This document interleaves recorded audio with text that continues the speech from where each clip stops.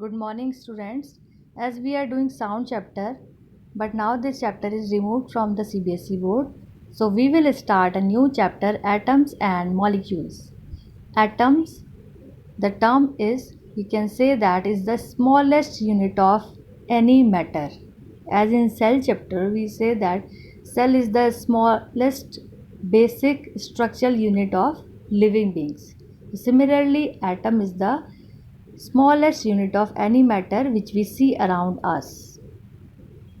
So in this chapter we are going to understand atoms and how molecules are formed, what are their laws, what is mole concept, and how different formulas are formed. Different scientists studied and carried out different experiments to understand the laws according to which the elements combine to form compounds. So these laws are called law of chemical combinations. There are two laws of chemical combinations. First is law of conservation of mass and another is law of constant proportion. Law of conservation of mass is just similar to law of conservation of energy. As you know very well that energy can neither be created nor destroyed. Similarly, law of conservation of mass is that the mass can neither be created nor destroyed in a chemical reaction. And the total mass of the reactant is equal to the total mass of the product. For example, if we take a simple example, like we take 40 gram of oxygen, combine together 5 gram of hydrogen, these are the reactants which combine together. We get water that is of 45 gram, that is product.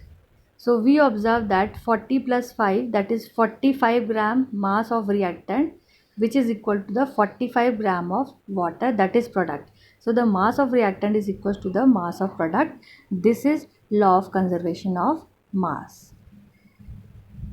It can be understood by doing an activity. In this activity, we take 5 gram of barium chloride in a conical flask in 100 ml water and take a test tube in which we take sodium sulfate solution, 5 gram sodium sulfate solution in 100 ml water separately and weight them.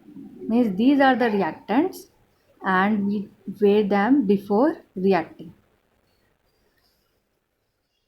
Now we will release the thread and combine the barium chloride and sodium sulfate.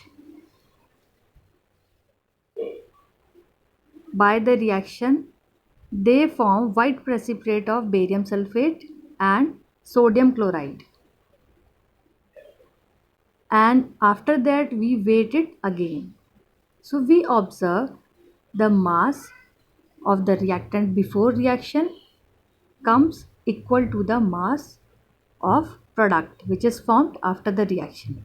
So this verifies the law of conservation of mass. Now the another law is law of constant proportion, or we can say it law of definite proportion. This law states that a chemical compound is always made up of same element combined together in the same fixed proportion by mass. Means, for example, if we take water molecule, the water molecule, whether it is taken from any sources, from lake, from pond or from sea, the formula of the water will remain H2O and they are in fixed proportion of 1:8 ratio. If we have 9 gram of water from any sources, so when we decompose it by electrolysis, we always get 1 gram of hydrogen and 8 gram of oxygen. Means they have a fixed ratio to combine with each other. So that is called law of definite proportion of law or law of constant proportion.